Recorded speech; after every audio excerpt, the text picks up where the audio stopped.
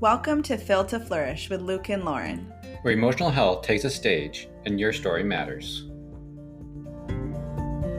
Welcome back, everyone. We have a special guest episode of an author and a wonderful person that we've been wanting to introduce to you. I'm going to let you know all about her. So it's Natalie Hoffman. She is the author of Is It Me? Making Sense of Your Confusing Marriage, a Christian Woman's Guide to Hidden Emotional and Spiritual Abuse, and her newest book, All the Scary Little Gods. And she's the host of the Flying Free podcast. She's a mother, a grandma, an educator, and a passionate advocate for Christian women in abusive homes and churches.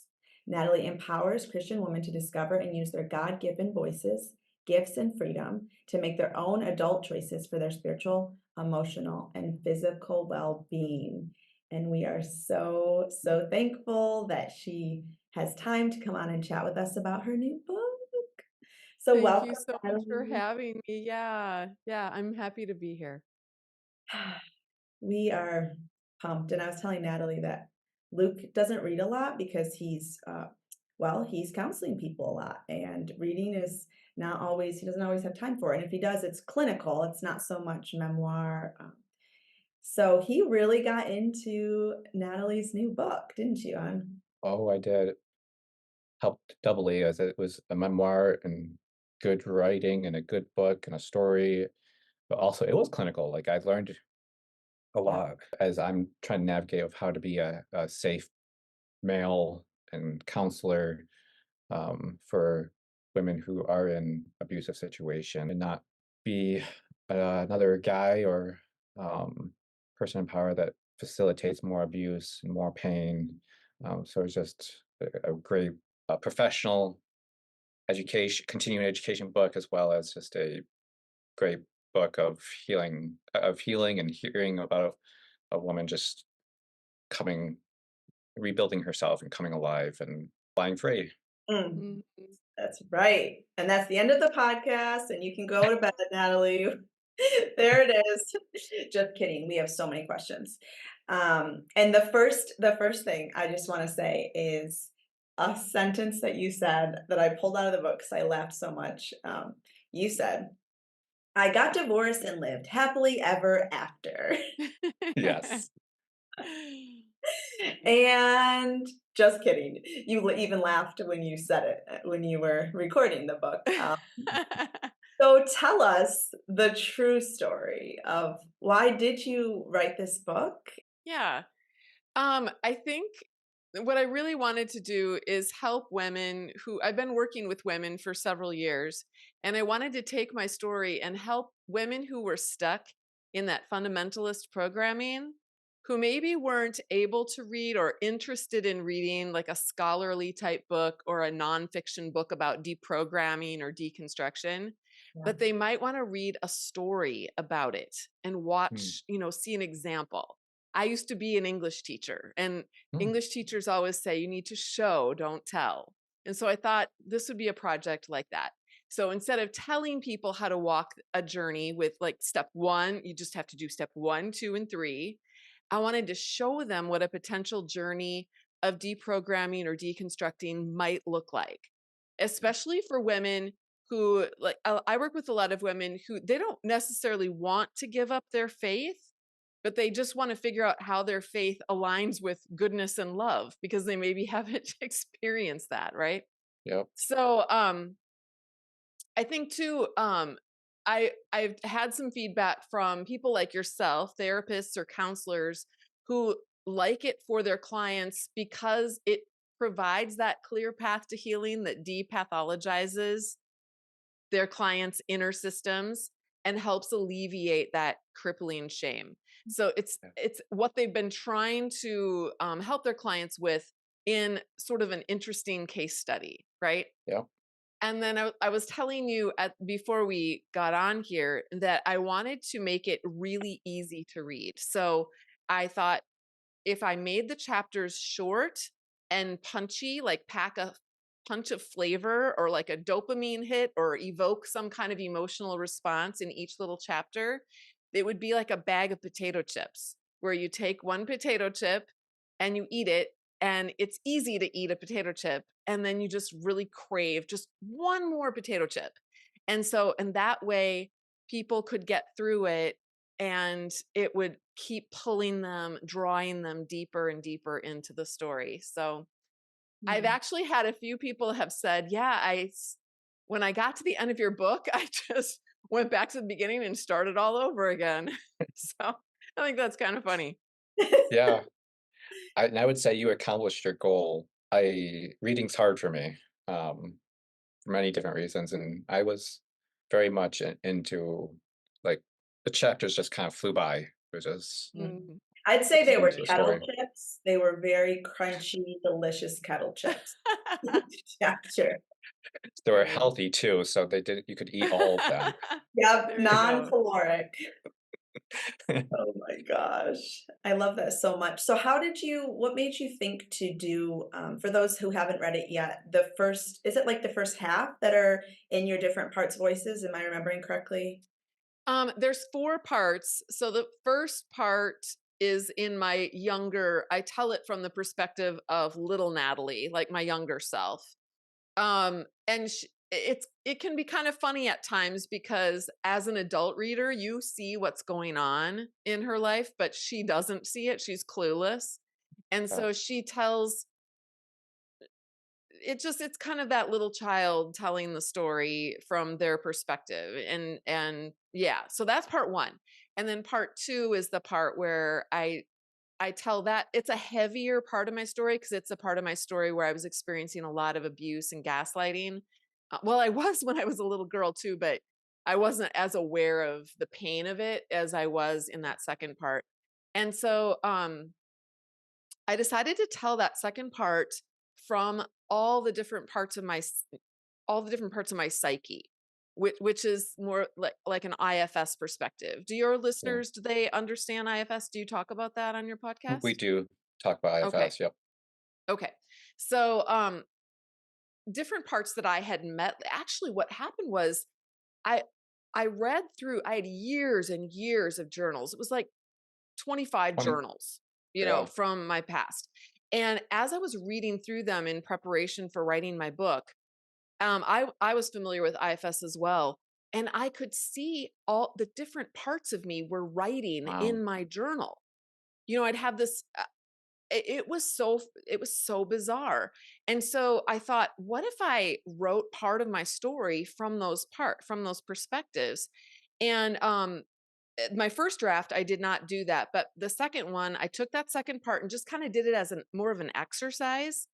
And I thought it would be so weird. At first, I was like, there was a part of me that was like, this is really weird. Do not do this. People are not going to like this. They're going to think this is so strange. And then another part of me was like, well, everyone writes a book and they're all the same. This one's Yeah, going to I want my book to be weird. And yeah.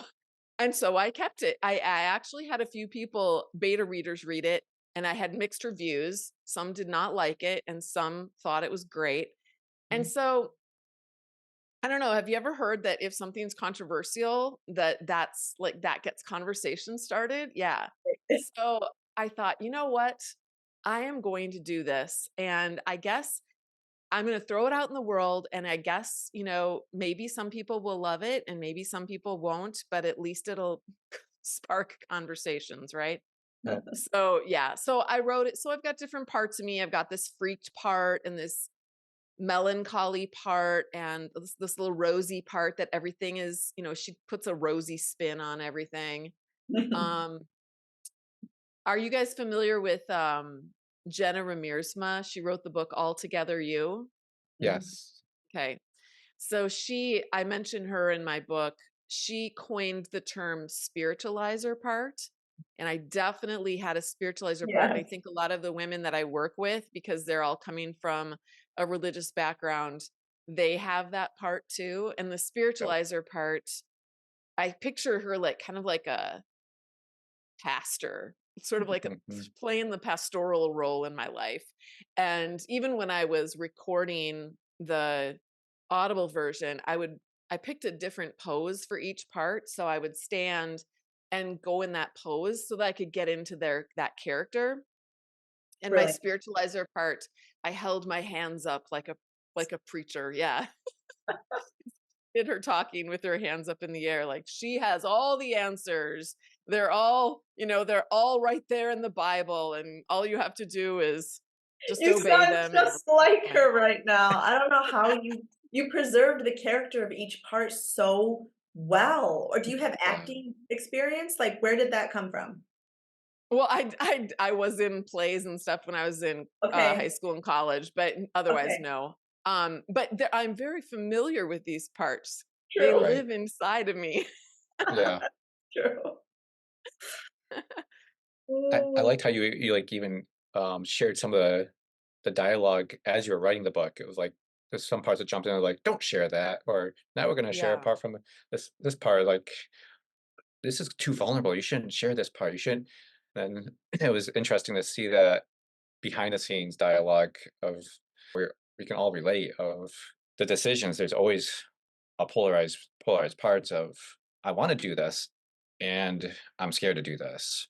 That is one thing that I felt tons of shame around when I mm, was younger, and well, and even through my adult years, is why do I why does part of me believe this, but another part of me doesn't? Or even Yep. like I would often say, well, intellectually, I know Yep. Yep. I feel what is right, or I know from an adult standpoint, but my heart just isn't. I would describe it as my heart doesn't Yep. get it yet.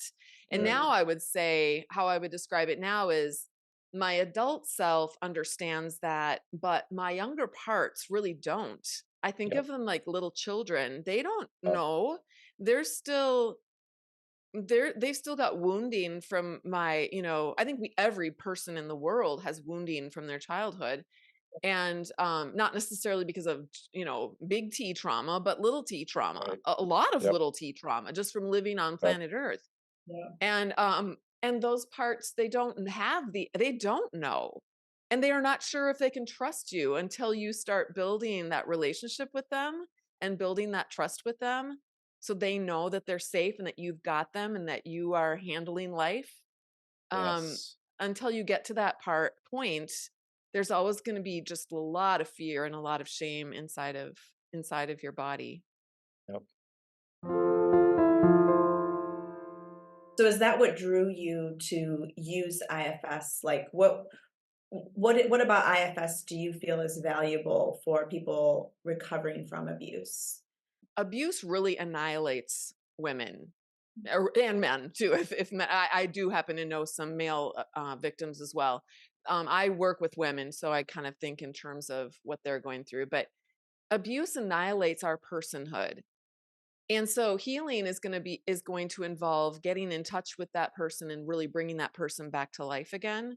And the only way that we can come back to life again is if we're in a safe place where we're being heard and validated and understood, and not shamed and criticized and torn to pieces. And so we tend to look to, like, I was always looking for other people, for that other people outside of myself, for that validation. And Yep. at first I think survivors have to do that. We need to find people, safe people in the world.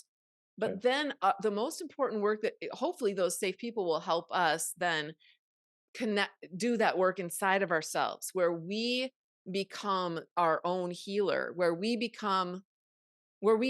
some people call it reparenting, where we become, like, for me, there's a whole mother theme going through my whole book because my mom was not really able to do that. And yet I admired my mother. I worshiped the ground she walked on. I really wanted to have her love. And I ended up coming to a place where I realized I have to be my own mother. My mom wasn't Yeah. able to do that for me.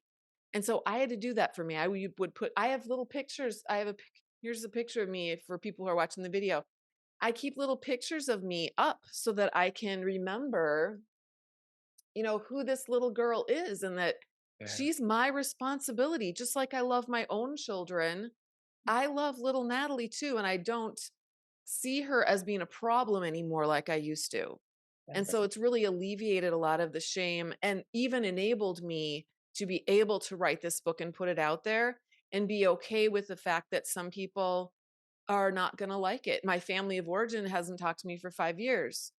they're very angry at me for writing this book. Yes. Um, so yeah, I can't remember what your original question was, but I hope I answered it. You did, just how it's helpful for, recovering from abuse, and just that idea of your personhood is annihilated, and it's almost like IFS gives us the tools to, like, rebuild. I mean, those parts are all already there. It's not like we're building parts, but Yeah. we're getting to know these parts, and the dignity and compassion and kindness changes everything once that's can be tapped into. It's Yes. so I evident. love that word dignity. Mhm. That is what an abuse victim has stripped away from him or her is their dignity. And this gives them that is what they need to have restored. Mhm. Yes. Ooh, so powerful. Yeah.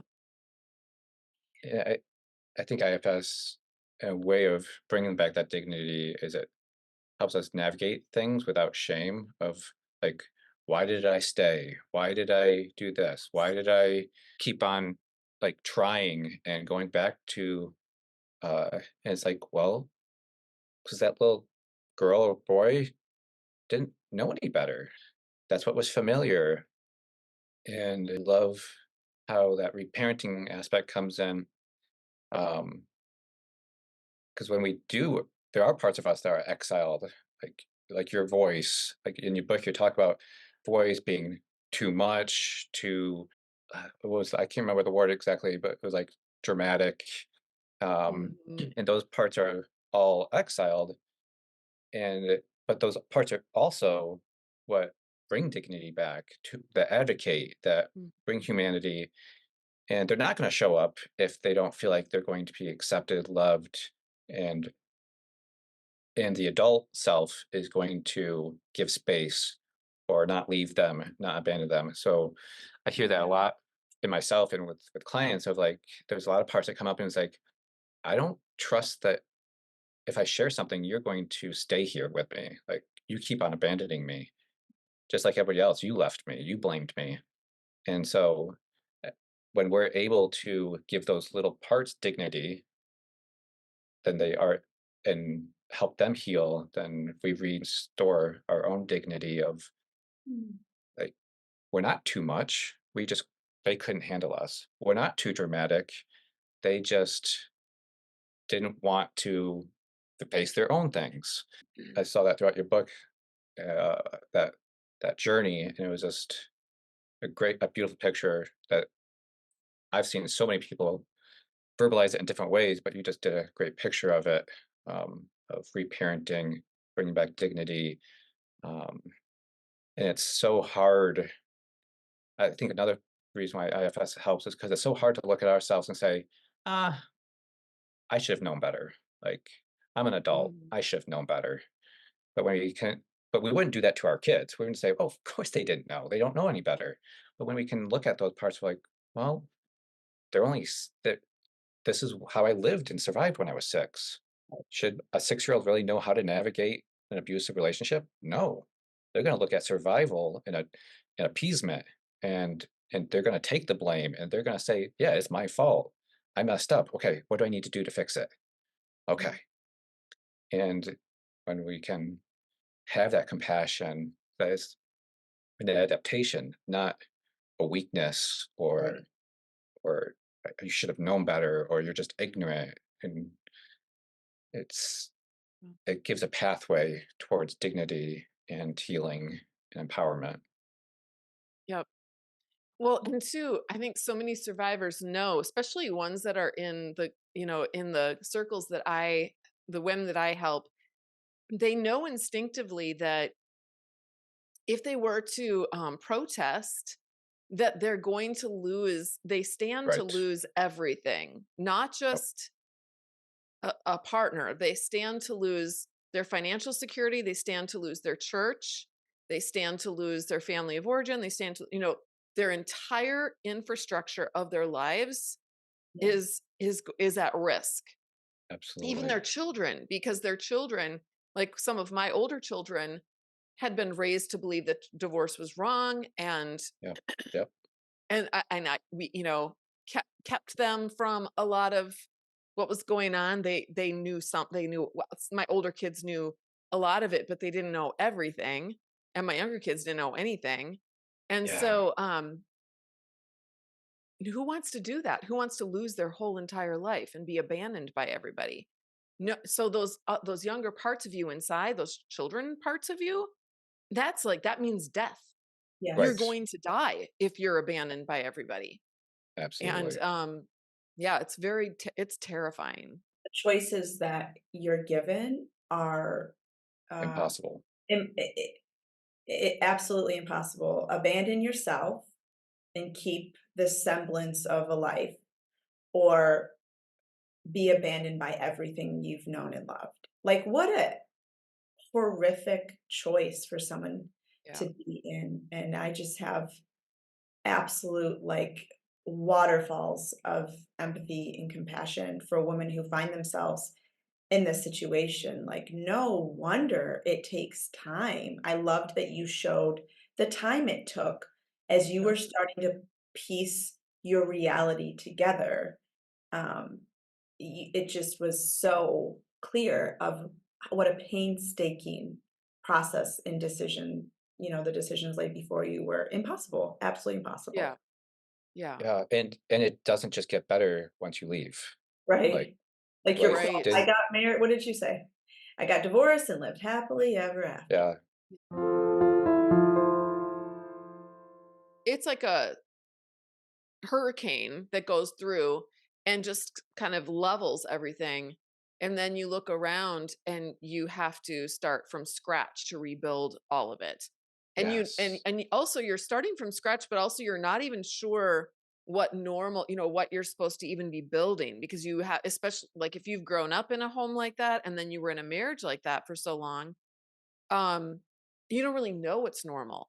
I Yeah, kind of got to know what's normal by talking to other people that were not even part of a church, yeah, secular people and therapists that were out there, and people that were helping my kids with things. Yep. Um, and I started seeing, wow, these people, they actually care and are invested in helping our family more than any of those people in any of the churches that I'd ever been involved in were. oh, yeah, So, No doubt about that. yeah, yeah. And they're yeah, the ones that helped me to see what was normal, or even like the books that I started reading, books that mm, that were taboo. We were told, don't ever read those books. You'll go down the slippery slope to perdition if you.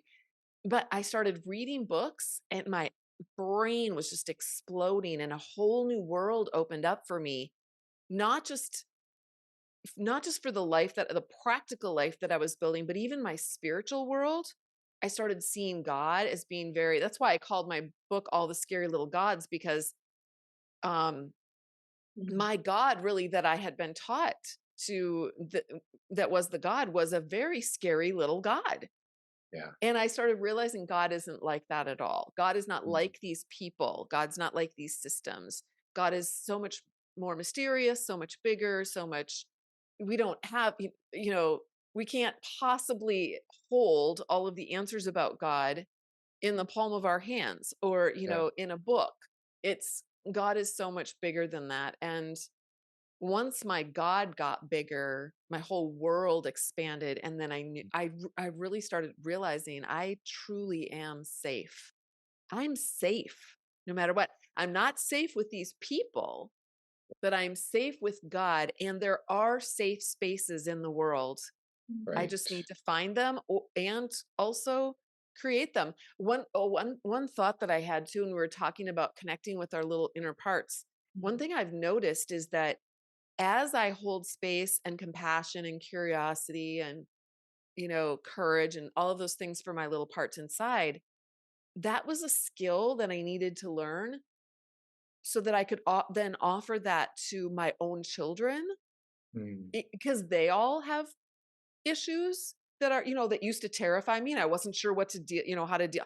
How do I fix my kids? Right. yep, I'm like, I don't have to fix my kids. right, Get to love them. I just yep, get to love them and listen to them and be curious about how they're feeling. And feel compassion for them and understand them. And yes, I still have a fixer part inside of me that wants to fix, that has that impetus to fix. But Yeah. now I've got practice from not fixing my own parts because they don't need to be fixed either, that I can apply those exact same skills with in my relationships with my kids and my relationships with other people as well. Even like clients, I don't have to fix my coaching clients. Yeah. They're fine. We just get to be, we just get to discover, really. Right. Yep. So amazing. I loved the Oh, path of your motherhood throughout the thread of your motherhood throughout this book. I like felt you like that sounds so weird, but I felt your intense love and fire for these people that you were brought into the world. And maybe it's my own motherhood that came alive as I heard you talking about yours. And I loved your honesty about all of it. I'm sure you could write a whole book on yes. that. But it was really interesting to me how you evolved as a mom, and that part where you started breaking down like the enmeshment that you had as an over functioner, or I don't know if you didn't use that word, but um, how you had to like pull back and not that you had to care less, but you had to care in a more healthy way. And I just related to that so much. And I think these roles that we're put into almost set us up to Yeah. become enmeshed with these children that we bring Yeah. into the world. And Yeah. I'd love if you just talk about what that process has been like for you for a minute. Mm, I mean, I would definitely use the word overfunctioner Okay. for sure in my mothering and every other area of my life. Just Right. because that was the only way in my mind, that was the only way I could be accepted and loved, is if I made sure that everyone was happy and I was doing over and above, even I wouldn't even take meals from people if I had a baby. It was like, no, I don't need any meals from anybody, because then I would feel like I had to give everybody meals when they had babies, and I was overwhelmed by all my children. I Mm, could barely, keep my head above water.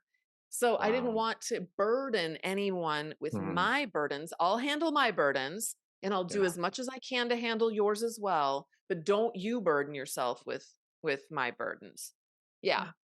So yeah, my mothering, I well, towards the end,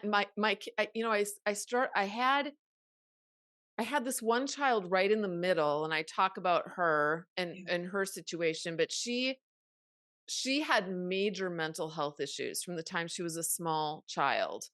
And they were I she was my number 5. I had 9 children. She was right in the middle. My first 4 were pretty garden variety kids, Okay. with garden variety problems. Then Yeah. this one came along and I didn't know how to crack the code with her. And of course we were in this religious environment that said you know, therapy is bad and psychology is of the devil, and you don't need these labels, and just all you have to do is spank your kids and everything will be fine. It's absurd. Well, and that right there, I spanked the first 4, and they were very well behaved kids. In fact, I've even had a couple of them say to me, "Mom, why don't you spank the younger kids?" My youngest is 12 now, so like that's way beyond spanking, but when they were younger, they would say, "How come you're not spanking the younger ones? They're going to grow up and they're just going to be very, ill behaved." Well, my youngest is 12. They're not ill behaved. They're doing just fine without Yeah. spanking. But Yeah. but this one in the middle, spanking, so I don't think I think my older ones tolerated that just fine, but the middle one, that was the last thing she needed. She needed the opposite of that, but I didn't know that. And Right. so for the first 10 years of her life, she was getting treated the same, she was getting treated the same type of parenting as the older ones, and it was Mm, destroying her. So um we finally, because the thing, everything got so out of control. So if anyone's listening that's ever I had never heard of anything like this, but now I've talked to dozens and dozens of people who've had children like this. But um, if you've ever had a child that's been diagnosed with, oh, what is that?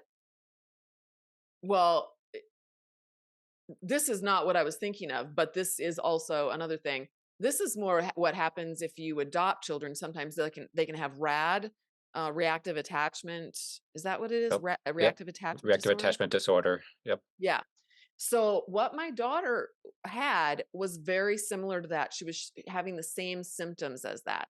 And it was very confusing to me because I had friends who had adopted children. Adoption was really big in the church that I went to. So there were a lot of, almost all the families adopted at least one child. And some of them had RAD. And my daughter was just like them. And it was like, this is so weird because I nursed her till she was 16 months old. There Mm. was no, like, she was a perfect baby. She didn't have any issues as a baby. She did have scarlet fever when she was 1.5. And she had a febrile seizure where I thought she died. She was like blue. So I have always kind of wondered, maybe there was some brain damage that was done during that febrile Trauma. seizure Yeah. that caused, because things began to change then after that. So at any rate, she was explosively violent for hours at a time every single day. When I think back on my life, it was mind-blowingly traumatic for everybody in our family. And she had 4 younger siblings that were being traumatized in major ways, and the older kids were too, but in different ways because they were older. But the younger kids Yeah. were terrified. They were Yeah. scared. I mean, at one point I was hiding in a closet with my youngest, and he thought that she was going to come and run us through with a replica sword that my older son had hanging on the wall. And that's what he thought in his little imagination. He was thinking like what the Yeah. worst thing could happen. And it was that at that point that I realized I need to let go. I can't control all these pieces. And Yeah. because that I was an over functioning mother, I was trying to fix everybody and trying to keep everyone okay. And I realized I can't do it anymore. Literally falling apart. And um I ended up at that point in my journey, I was at that point where I was letting go of everything. I was letting go of I had already filed, actually, that was after I'd already been divorced. Um, some other things that happened in my life. My dad died. My family of my mom and my sisters did not, they were having problems with me and in their own minds. I wasn't doing anything that was creating problems, but other than getting divorced and showing up as myself, really Yeah. changing the way what I believed religiously and politically and some other things. But I started letting go, and I thought, I think I need to let go of this child, actually. Not let go of loving her, Yeah. but let go of trying to make her be okay.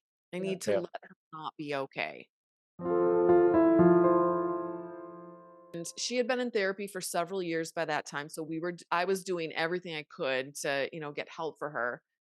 Um, but I ended up having her go and live with my ex so that I could create a safe home for Yeah. the 4 younger ones. And Yeah. that was horrible because of course again, I was getting all this criticism from Mm. every angle. And of course my ex was like, "You've abandoned your child." He didn't want to take care of her. "You've abandoned your child. You're a terrible mother." But that was the turning point for my relationship with that girl. Mm. She and I began to develop a relationship that was outside of all the drama and all the violence. Yeah. Mhm. And um she had been she had been arrested for bruising me. This is like that's how drastic that it got at that point. So anyway, we started getting together every week. She was living with her dad, but we started getting together and talking and texting, and I was able to help her from a distance and be Mm. that safe person from her without her attacking me. So, Right. Yeah. and it was exactly what she needed. Now, Mhm. I didn't know that. When I Yeah. made that, sometimes we make these hard decisions and we feel like we're jumping off a cliff and we're free falling, and we have no idea what the result is going to be. But what I have found throughout this whole experience is that letting go of our control and allowing people to be who they are, allowing life to be what it is, learning how to radically accept the way Yeah. things are, there's something magical about that Yeah. happens.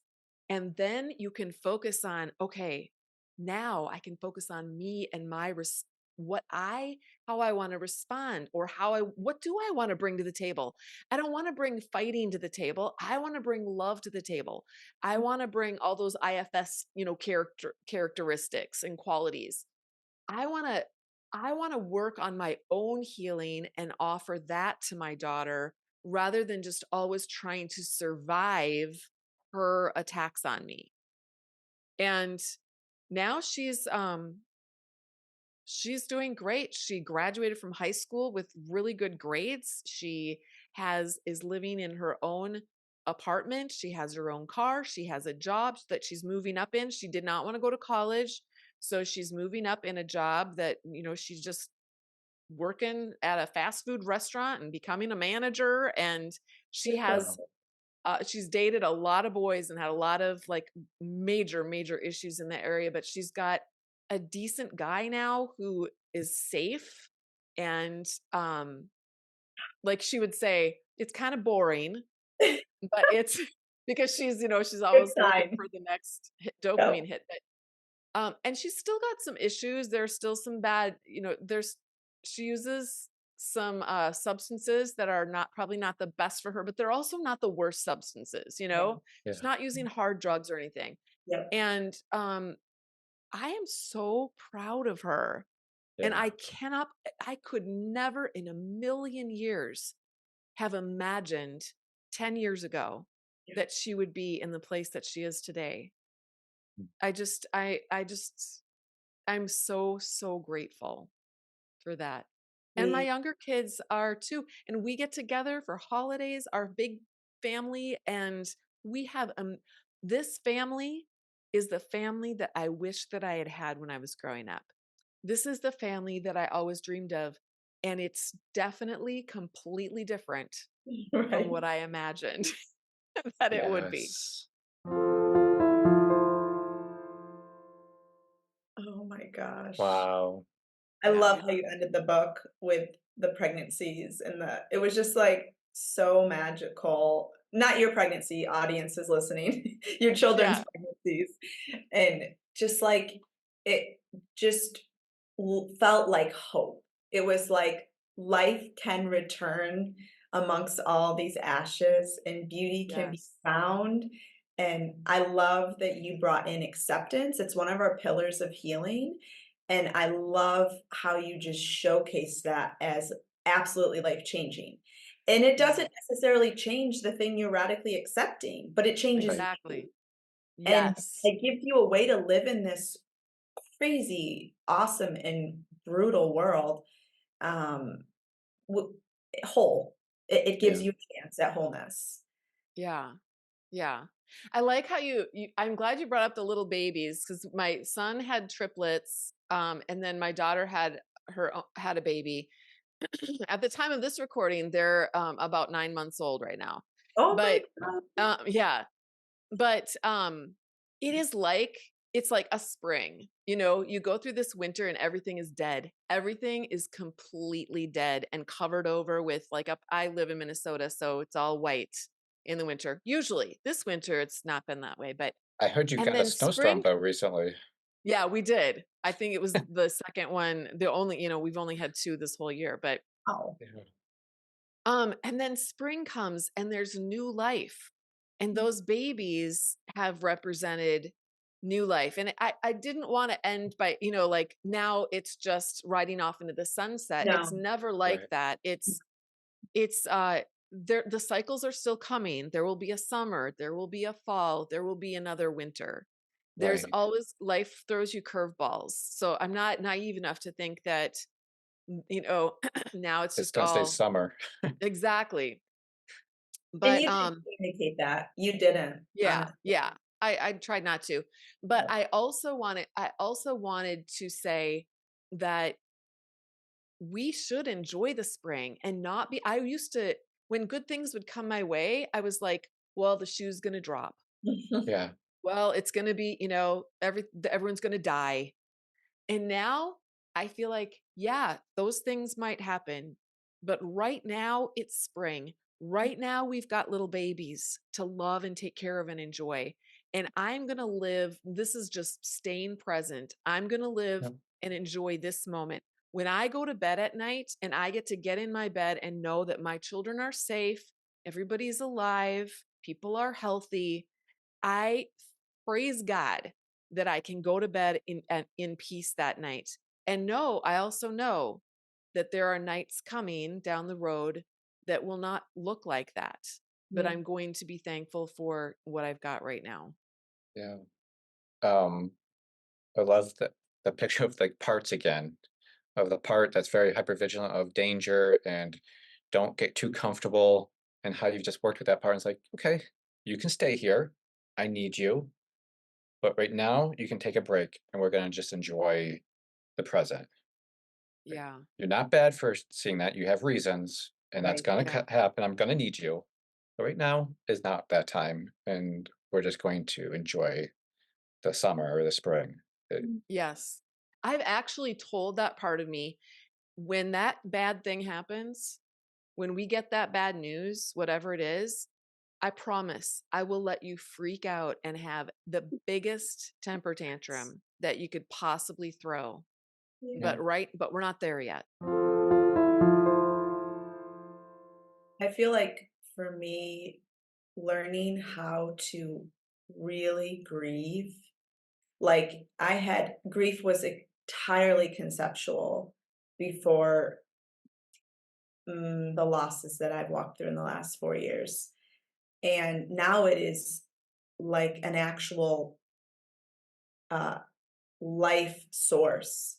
And if I feel like because I now am equipped with the lifestyle of grieving, Mhm. that now my deepest, darkest fears, well, of course, they're still there, like losing the people, my people, that's horrifying. And yet, it's like having this super power of Mhm. grief equips you to like whatever comes, I can face it now because I know how to live in the world with a broken heart and also a whole heart. It's so much Yeah. paradox. Grief is like Yes. the world of Yes. paradox. Totally. It is. I remember at one point I had a son who was suicidal a few years ago. Yes. Oh, And I that remember chapter. Ooh. I was doing I was doing yoga at night just to calm my nervous system because I was in so much emotional pain. And at the very end, they have I can't remember what the word is. Savasana or how do you say Oh, the word yeah. again? What is Yeah. the I don't remember what it is. Anyways, it's a yoga word. And you're laying like dead, like a corpse, right? On the floor. And I would lay there and there would be tears just like streaming down my face. And I would say to myself, I am a receptacle for all the pain of the world. I'm just okay, bring on the pain. All the pain of the world. Just I don't care. Heap it on me. I'm going to lay here and just be a receptacle for the pain. And for some reason, you'd think that would just like overwhelm you and make you just want to die. Instead, there was something relief. It was like a relief to just accept it. Yeah. It was crazy. It was crazy. Or sometimes I would just go in the bathtub and I would play really sad music and I would just cry and like my tears would mingle with the water and I would just be like this is this is like it's like the baby in the womb and Mm. then there's a rebirth and I would come out of the bathtub and I would feel relief. I would feel like okay, I went through that stress cycle, that grief cycle and now Yeah. I'm going to go to bed and I felt relief in my body. It was like my body felt like, you see me. Yeah. Thank Yes. you for letting me do what I needed to do. I just Yep. needed to cry. And I Yep. just want to say this too, because I know some people have a hard time crying. They want to cry and they just can't make themselves cry. But, and I understand that too, although I am a pretty good baller, as I point out in my book. But there are times when I can't cry almost because the pain is almost too much. But that's what I do. I play really sad music. And there's some great Spotify playlists of like epic soundtrack, like movie soundtracks. You know how some movies are really like, think about Schindler's Yes. List. The This, Yeah. soundtrack for Schindler's List that just makes you like, you all you have to do is hear the intro to that, that movie, and you're just like sobbing. So you can find soundtracks like that, or Spotify playlists that will play epic soundtracks like that. And I promise you, you will start bawling if you start listening. You can actually be in a great mood. And if you turn one of those on, you will be bawling and you won't even know why. you are so funny. Oh my gosh. I love that invitation that you're giving, because as you're going through grief, both of you are giving, like, if you're being invited into grief, there's so much fear of like, if I open this box, it's not Yeah. going to stop and it's going to overwhelm me. It's actually But a not lot true. of times the paradox is, if Yeah. you open that box, you actually find relief and your body's like, okay, I can relax now because you listened to me, rather than like, okay, I can't grieve. So it's like, I need to grieve, I need to grieve, I need to grieve, I need to grieve. And so it gets more intense, but because you're not grieving. And so all that anticipation is because you're not releasing it. But when you release it, your body's like, okay, that's all I needed. But Yeah. it feels like a Yeah. dam of emotions kind of flood you. And it's just like, no, it just felt like that because I've been holding it back for 16 years. And, Yeah. but now I got it out. Yeah. I, there's just that your body's like works in the way that it won't overwhelm you. It will Yep. release the hormones and the chemicals of like when you grieve, like, okay, we're done. We can, and of course it's going to come back. Like grief is a cycle, Yep. so it's not like, oh, I grieved once, I'll have to do that ever again. But it's not like you have to be in this pit forever. Um, Yep. I think there's in our culture today, we don't we don't yes, value grieving. yes, We yeah. don't, We we don't know how to try to do it. like get over it Yep, and stuff it and yep, like be stoic, or and even like in Christian or religious circles, I identify as a Christian. There's a lot of shame over grieving. Like maybe you're not trusting God enough for your future, or maybe you're not letting go of, they went to heaven. Like if yeah, you went to heaven, you Mm, should be rejoicing that they're in a happy place and you're going to see them yeah, again. Yes, it's okay to grieve for a while, but let's get on with it. Instead of, I think in past, or maybe there are other cultures in the world even today that are better at grieving than we oh are yeah, here in the yeah, United States. yeah. I would say Western culture is very much doesn't know how to grieve. And it's like the faster we can do it, more efficient we can do it, the better. Yeah. If we don't have to do it at all, great. preferably. Yeah. Yeah. There's a lot of other cultures that know how to grieve that bring, which creates a lot of physical health and relational health. Yeah. I read a book called The Wild Edge of Sorrow by Francis Weller, and I was stunned. It's very much the wisdom of grief born out of other cultures that know grief. It doesn't necessarily talk about the other cultures, but you can tell the wisdom in the book is not Western. And Yeah. it opened up a world to me of grief as a sacred way of being in the world, of an honoring of what is and what is true, and the love that's there that's lost or that's hindered or that's blocked, or, you know, it just, I wanted to be so um, faithful to the process of grief. And somehow, like intuitively, I knew I needed to do that if I was ever going to be okay again. And so I just, every time it would come, when you're in the midst of it, it does feel like it will never end and you will Yeah. never feel a glimmer of goodness again because Yeah. Yep. grief has such a feeling of permanency. Yep. Yeah. It is not once the wave passes through and the sand settles again, you those places can grow up again of hope and relief even like Luke was saying. And it's happened so many times for me now in the grief cycles I've been through that I actually believe it. I'm like, Yeah. okay, this is here. And I know that I will be okay on the other side and I'm just going to ride this wave and it won't swallow me whole. And it's almost like I don't want to like glamorize grief Right. Yeah. because it's horrific things we're grieving Mhm. that should not be in a lot of cases.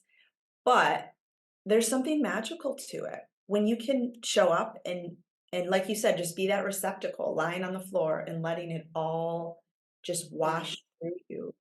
It's life changing. Yeah, Yeah. it is. Yeah, I talk about I mentioned this in my book too. A butterfly goes into a chrysalis and turns into goo. Or not a butterfly, a Yeah. caterpillar does. Yeah. Turns into goo. And that is what grief is. You're Mm. completely undone. And there is no you. There's no it's like you can walk through, like, I remember walking through Target at one point, after I lost a baby and just being like, how did I get here? What am I Mm. doing? Who are these people? How can life just keep going on? They don't know that my whole entire world is completely fallen apart. You're nothing at that point. Yeah. And yet that is where the transformation takes place. If you're willing to walk through that, that's where the transformation takes place. And I love that you said when you get some of that under your belt and can see it, it does help, because then the next time you recognize it and you can go, okay, this is really hellish, but I do know that someday there will come a day when I will smile again, be happy Yeah. again, laugh Yep. again, and actually feel joy again.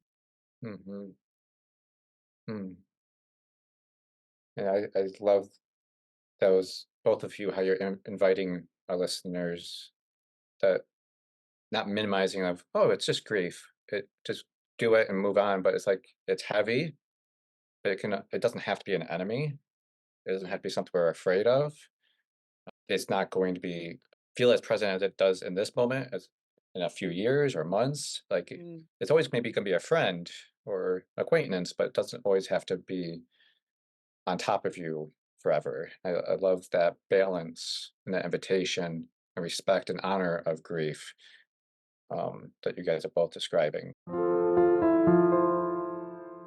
So, Natalie, I'm curious, how did this work in writing a memoir, which is true versus fiction? A lot of things can hide behind that.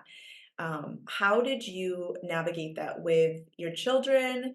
Were most of them like okay with it? What were they feeling about it? And then also, did you have to be careful what you said about your ex? Don't have to You answer if know, you don't want to. that's a really good question.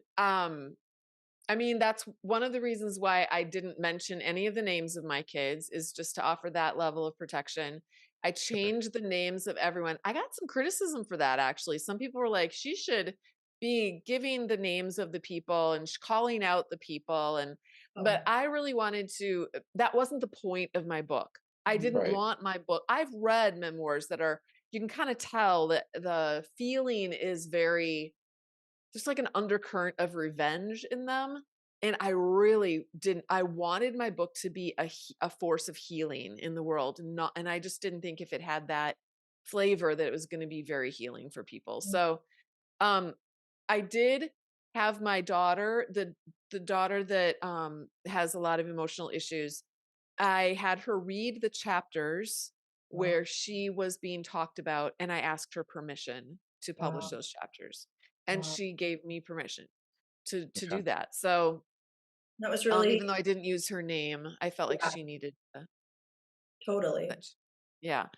Um, and then the other ones, like my older boys, they're not really that interested in, like, I don't know who said this, but some memoirist, I read a lot of books about writing memoir before I Yeah. wrote this book. Yeah. And one of those books, someone said, often people will write their memoirs and their children are usually not interested in reading their memoirs, Mm. but their grandchildren are very interested in reading Mm. their memoirs. And I thought Oh, that was kind of interesting. So I think she was just trying to communicate, don't be upset, or don't be like, feel bad if your kids are just not interested in hearing your story, you know? Yeah. And so I found that some of my kids they're just not interested in hearing my story. They know that I wrote it. They are very supportive. They probably won't read it.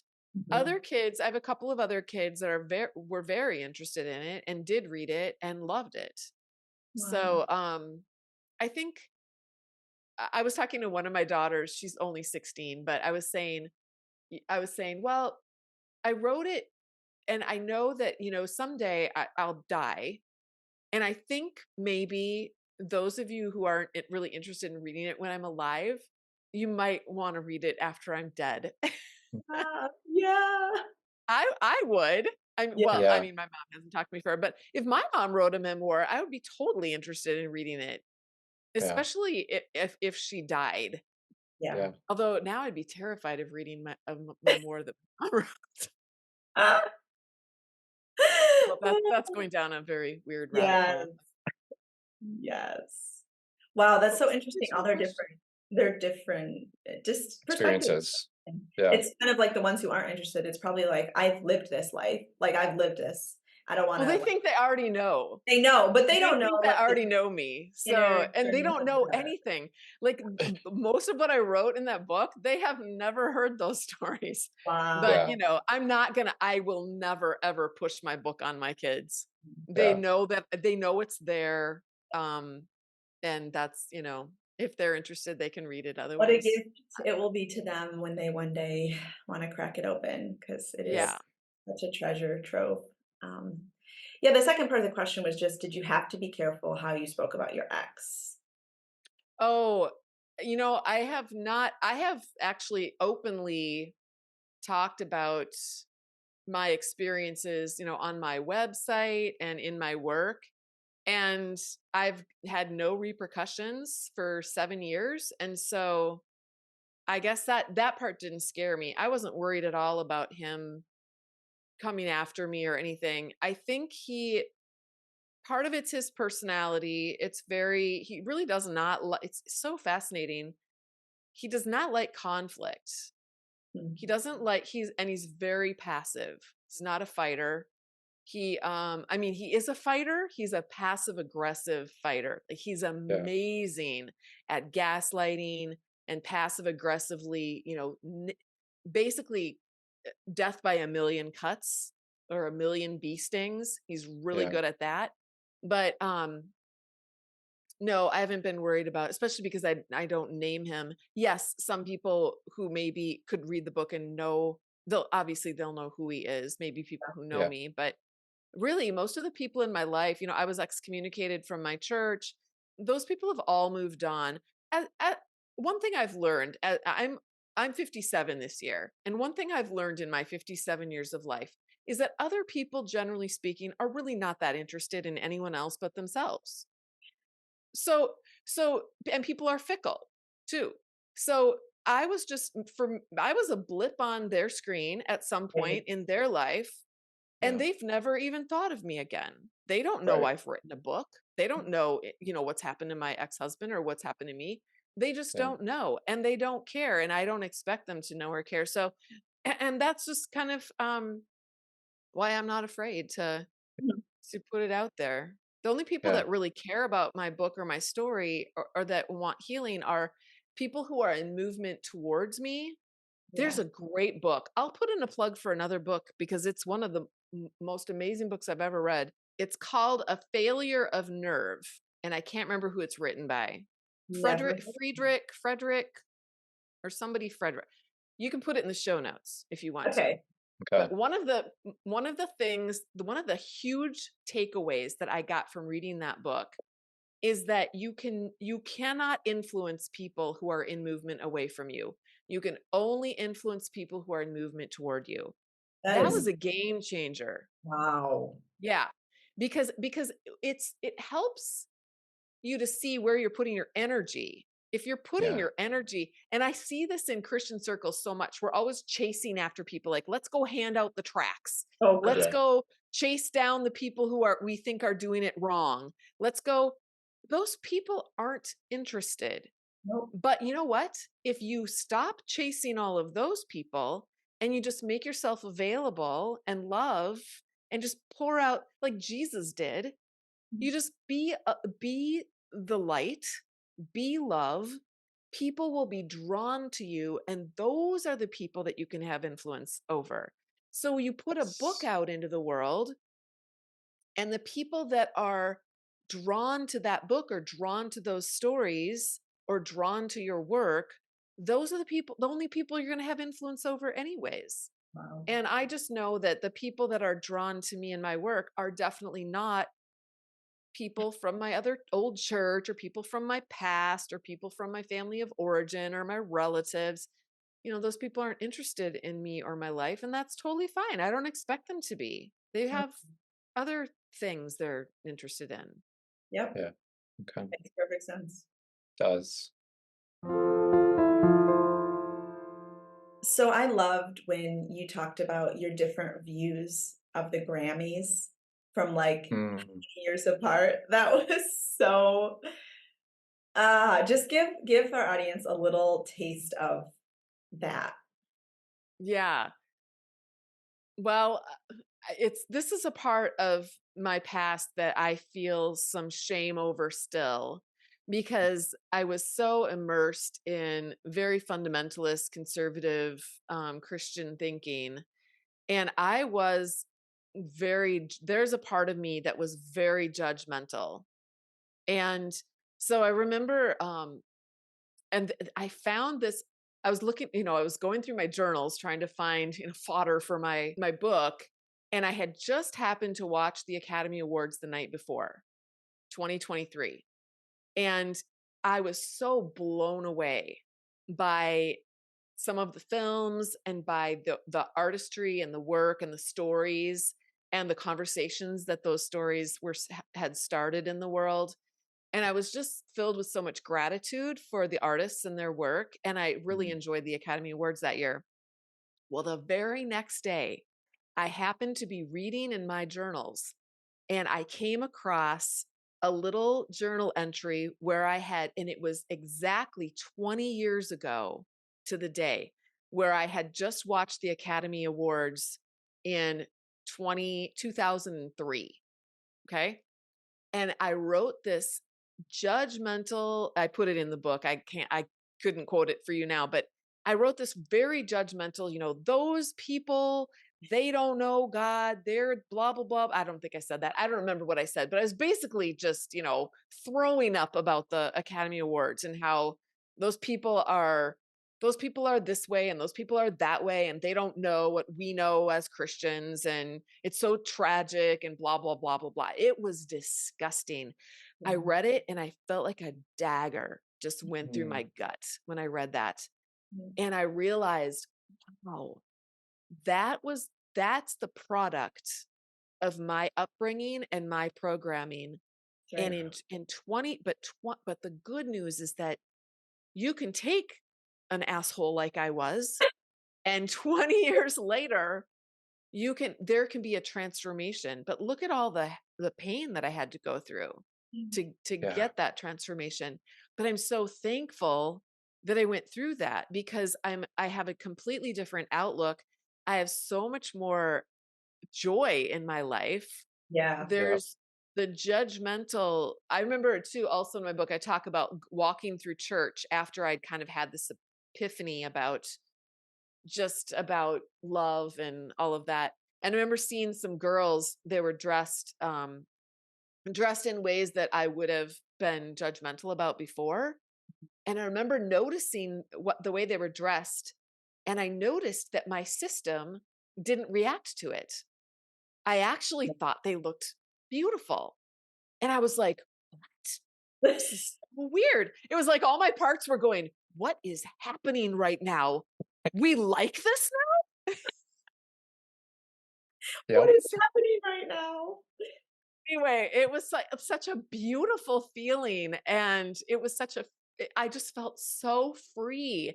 It was like all of that poisonous, the poison that was inside of me and that judgmentalness was basically shame, my own Yeah. shame, and trying to find a way to be better because that was the only way that I could be a good person. That was the only way that I could be safe and survive this world, as if I was better than other people. And Mm, that meant that I had to dress better. I had to wear the skirts and have the long hair and bake the homemade bread and do and homeschool my kids. That's how I would be better, and then God would love me. right. And that's not how it works. God Right. God loves that woman. God loves the woman who's writing those horrible things in her journal about the Academy Awards. And God also loves the woman who is loving the Academy Awards and is wearing, skinny jeans and has short hair. God loves both of those women. Yeah. I You're I love what you're just saying, and like that's such a courageous and brave journey. As we've been talking about acceptance, and like if we don't accept both, like that part of us as well, we can never bring compassion and healing to that part, so that we can Mhm. experience that healing and that evolution to a new person. And it's so hard to look at those shameful parts of like, "Ooh, I thought that, I did that." Like, no, let's just pretend like that didn't there, and we just move on. But we have to look at those parts.